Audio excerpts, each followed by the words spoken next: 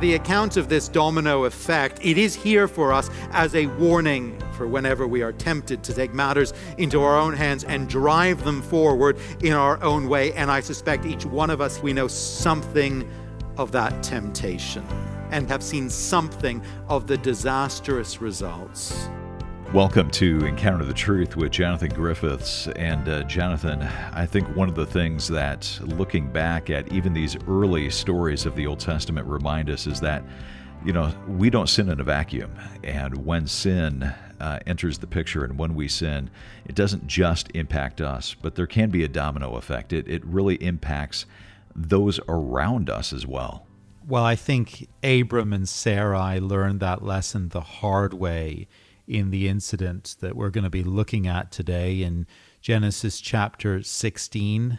Sin is messy and it makes a mess of relationships and it impacts other people. I guess we probably know that experientially. We've learned something of that in the real world, but the Bible makes it so clear for us.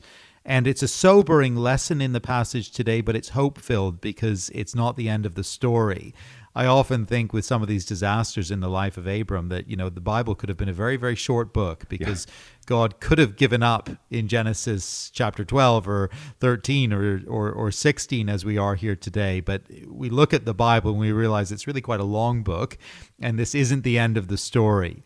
And our mistakes, our sin, our rebellion, if there's repentance that follows, it doesn't need to be the end of the story. And that's a great encouragement. Maybe it's the encouragement that some need to hear today who are listening.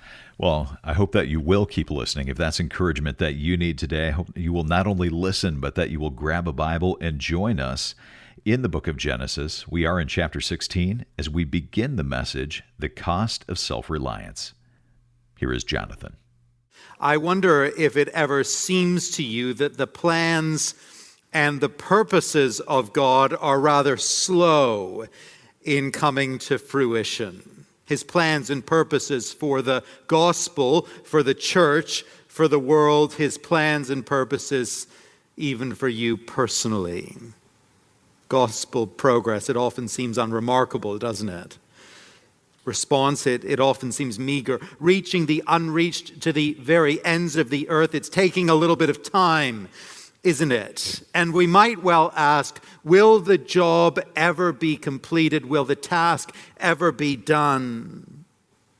In the personal sphere, perhaps you sense that the Lord has set before you a certain task, a certain responsibility, but it's hard to gain traction with it. He's put it on your heart to serve in a particular way, but the opportunity, it just hasn't presented itself. The door hasn't been opened. You feel that it is his will for you maybe to get married, but it hasn't happened yet. You believe that he wants you to pray for a loved one, a relative, to come to saving faith, but you've prayed for years and there's been no change of heart. When you and I are called upon to wait for the outworking of the plans and purposes of God, there is a great temptation that often arises. And it is the temptation to take matters into our own hands, to seek to achieve God's purposes in our own way, in our own time, and on our own terms. Genesis chapter 16 is the story of two servants of God, two people of faith who succumb to that very temptation. It's a messy incident. It's a blot on Abram and Sarai's record. It comes to us as a cautionary tale, a warning against taking matters into our own hands when we are tempted to do so. And it's here to highlight for us the sheer grace of God, whose plans and purposes will not be derailed and will not be destroyed by the folly of his servants. This story of two believers who attempt to pursue God's purposes in a very human way, it highlights for us, first of all, the domino effect of sin. The story of the life of Abram and Sarai has been a bit of a roller coaster so far as we've traveled through it together in these early chapters of Genesis. There have been some real highs, where they have trusted God and walked with him in costly obedience, responding in faith to the word of promise. There have also been some lows, haven't there? Times of fear and of outright failure. In the grand sweep of their story, Genesis 16 does mark a particular low point. It actually reads like some kind of a Greek tragedy, I think. It unfolds as a drama that you sort of wince at every turn. Maybe you've watched a film or read a novel like this. You can just see the key characters walking into disaster, and you want to cry out to them. You want to shout at the television screen, look, stop this. Don't do this anymore. Pull back from this dreadful plan. Every new move, each fresh compromise, it seems to dig them into a deeper and deeper hole. And you begin to wonder, is there any way out of this thing? The chapter opens on an ominous note. Now Sarai, Abram's wife, had borne him no children. Given what we know of the promise of God to make of this family a great nation who would bring blessing to the world, this issue is a big issue. This problem is a big problem. Only a few verses ago, God had taken Abram outside to look at the night sky. You remember this moment. To look at the stars of the sky. And he had declared to Abram that his offspring would be as many as the stars above. He had then confirmed his covenant to Abram in that rather dramatic ceremony at the end of the last chapter. The promises of God were ringing in the ears of Abram at the end of Genesis chapter 15. But the hard reality hadn't changed. Abram and Sarai were old and getting older, and Sarai was still barren. They had been living in the land of Canaan for a decade now. Verse 3, by this time Abram is in his mid-80s, verse 16. And for Sarai, all of this must have been incredibly tough emotionally and spiritually. The hopes and the expectations of the family, the very promises of God for the future, not only of their family, but of the world, it all rested upon her having a baby. And it simply wasn't happening. It hadn't happened thus far. And at her age, it seemed impossible. Now, she and Abram were people of faith, remember. They never drifted into agnosticism or atheism. They weren't on the verge of giving up on the God of the covenant, not at all, far from it. But evidently, Sarai could not see how the promises of God were going to be fulfilled unless she and Abram now did something. And did something fairly drastic. And so an idea, it occurs to Sarai one day. It was not unheard of in the ancient world for servants to bear children in the place of their mistress if she could not conceive. It happened from time to time. And Sarai, she looked over at her Egyptian servant Hagar. And in Hagar, she began to see an uncomfortable but an efficient solution to a seemingly impossible problem. And so she put the idea to Abram, verse 2. And Sarai said to Abram, behold, now the Lord has prevented me from bearing children. Go into my servant. It may be that I shall obtain children by her. Often when you hear the story of a major disaster, you learn that there were a series of bad moves made by a series of people that combined to create this perfect storm, this domino effect. The nuclear reactor, it overheats because of a problem in engineering and another problem in manufacture, followed by a problem in monitoring and control, followed by an extra element of human error. Or the ship, it sinks because of a design flaw that is compounded by a loading imbalance that is made more dangerous through a navigation error in the midst of a storm. And all that, it comes together to make for a terrible disaster. It is a domino effect. Well, here in Genesis chapter 16, we begin to see the domino effect of a whole series of sinful blunders. And this first one on the part of Sarai, it is such a warning to us, to each one of us. It is a warning to believers who aren't in any way planning or intending to turn our backs on the Lord, and I hope that that's us this morning. We're not planning on doing that. She isn't questioning God's existence. She isn't questioning God's plan. She isn't converting to a pagan religion. She has just grown weary in waiting. Does that sound at all familiar? She's grown impatient. And she has decided that now is the time to take things into her own hands. God doesn't seem to be doing it, so I am going to help him out. I will make this thing happen myself. And her suggestion here, it has to be said, it's not out of step with the culture of the time. These things did take place. We have record of it. But at the same time, this simply isn't God's way. Nowhere has God said that polygamy would ever be his plan. Nowhere has he invited Abram and Sarai to consider this as a real option. And so here is the first domino that falls. It falls within the heart and the mind of Sarai. But the next one, it comes right away. Sarai makes her case. And end of verse 3, Abram listened to the voice of Sarai. You're listening to Encounter the Truth with Jonathan Griffiths. Our message today is called The Cost of Self-Reliance, looking at Genesis 16 and seeing how when we do things that are contrary to God's way, there really is a cost in that self-reliance. Now, we're going to get back to the message in just a moment, so I hope you'll stay with us.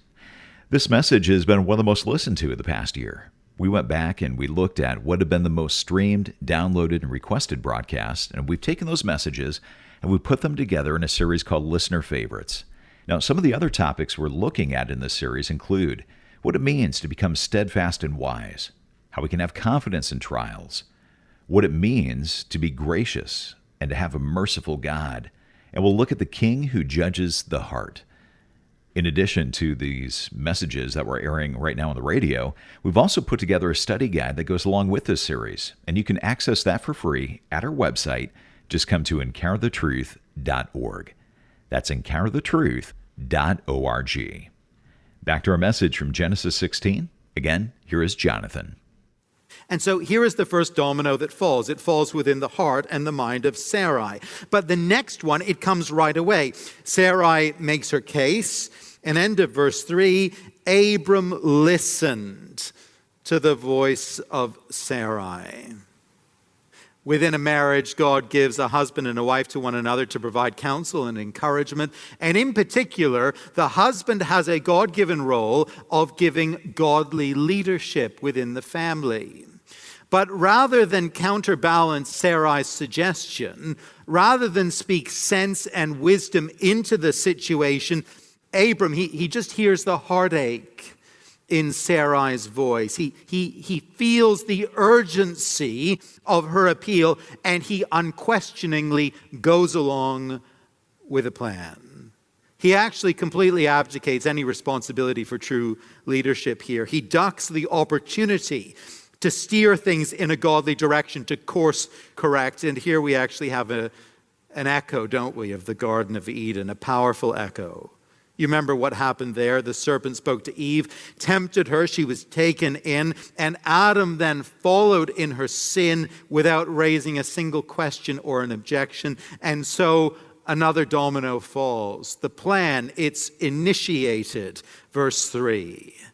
So after Abram had lived 10 years in the land of Canaan, Sarai, Abram's wife, took Hagar the Egyptian, her servant, and gave her to Abram, her husband, as a wife. The mess, it gets more messy. Abram goes along with this plan that he should have lovingly and firmly refused. He abandons his monogamous commitment to Sarai and embraces the polygamy of the surrounding cultures. And this plan, this arrangement, this sin, well, it only opens the door to more sin. The next domino, it quickly falls. Hagar duly becomes pregnant. And middle of verse 4, when she saw that she had conceived, she looked with contempt on her mistress. Now, it's hard to imagine all the emotions of Hagar in this situation, how she might have felt in being asked or coerced or even forced into this arrangement. We just don't have a record. But once she conceives, we do now gain some insight into her feelings and her response. She looks with contempt on her childless mistress. Respect of any kind, which would have been fitting within the household. Respect for Sarai gives way to smugness and then contempt. Now Hagar is a wife of Abram, like Sarai is, but she actually has the upper hand because she has produced the much anticipated heir. Unsurprisingly, Sarai, she feels hurt, she feels humiliated, and another domino falls. She turns her anger now on Abram, verse 5. May the wrong done to me be on you. I gave my servant to your embrace, and when she saw that she had conceived, she looked on me with contempt. May the Lord judge between you and me. It's your fault, Abram. It's all your fault. I let you marry my servant to help the situation move forward. But look what's happened here. The Lord is going to judge, but I know the verdict. You are guilty, Abram. Your fault. Well, we don't want to be too hard on Sarai here in her distress, but we have to acknowledge as well how unreasonable all this seems. This was your idea, after all, Sarai. You suggested it. You wanted it this way, and it's not like no one could see that this path forward was strewn with rocks and obstacles and dangers. But in any case, the situation has now led to tension and acrimony between Sarai and Abram. And as if things weren't messy enough already, they quickly get worse. Abram responds to this, not with an attempt to speak reason to the situation, not with a gentle rebuttal to the tirade. No, he just redirects Sarai's anger toward Hagar, who is actually fundamentally helpless, verse 6. Behold, your servant, she's in your power. Do as you please. Look, Hagar may be my wife now, but she still came into this house as a servant. She came into this house as your servant. Do whatever you want with her. But Abram, Hagar, she needs protecting here. She was dragged into this situation. It hardly upheld her freedom or her dignity in the first place. And now to allow her to become a whipping post for the anger of Sarai, Abram, you can't do that. What are you thinking? Now the next domino falls. Sarai does what we anticipate she would do. She deals harshly with her former servant. She deepens her own sin and her own shame by abusing a defenseless woman within her household. And all this, it leads to the falling of one more domino. All this leads to one more unhappy outcome. Hagar flees. She runs for it. It's a reasonable response, of course. We can hardly fault her for running away. But this sad outcome, it is a bad outcome because despite everything, the blessing of God still rests on Abram and his family and his household. Ultimately, for Hagar to know the blessings of God, the salvation blessings of God, she needs to remain part of the family of faith, however messy that family may be.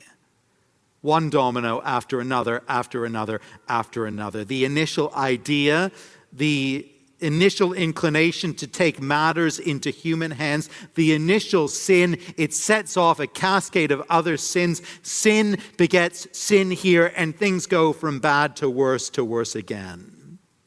Now, the account of this domino effect, the presentation of this tragic drama before us, it is here for us as a warning.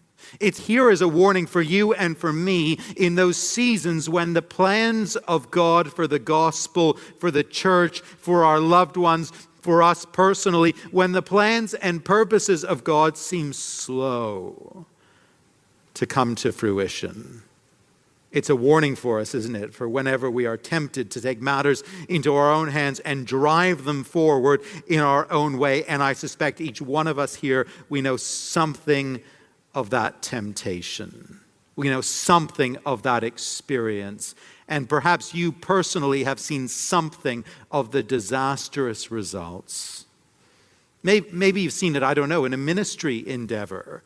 Things aren't coming together as you had expected, as you had planned. The Lord hasn't made the provision. He hasn't brought along the partners. He hasn't opened the door, but you are determined anyway, this thing is going to happen.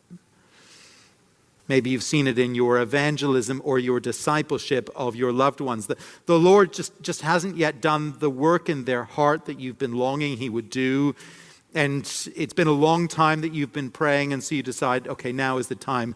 And you push and you cajole. And the results, they're not pretty, are they?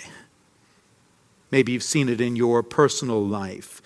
The Lord, He hasn't provided that believing spouse that you've been praying for. And so you think, if the Lord won't come through for me, here's what I'll do. I will find a sympathetic non-Christian and I'll make it work. And of course, the results, they're messy. This is a real area of temptation and danger for us who know the Lord. It's a subtle temptation, of course. It is a subtle danger. Remember, Abram and Sarai, they weren't saying, we don't have faith anymore. They weren't saying that the promises of God were not true. They were not wanting to walk away from the Lord or to stop serving the Lord. No, none of the above, not at all. They believed that the promises of God were true. They believed that His plans would come to fruition ultimately. They simply and wrongly assumed that if God seemed slow in working out His purposes, it was right now for them to take matters into their own hands. It was fine for them to employ a shortcut or two. It was appropriate to drive things through by human means. But the results, as we all can see, the results were disastrous.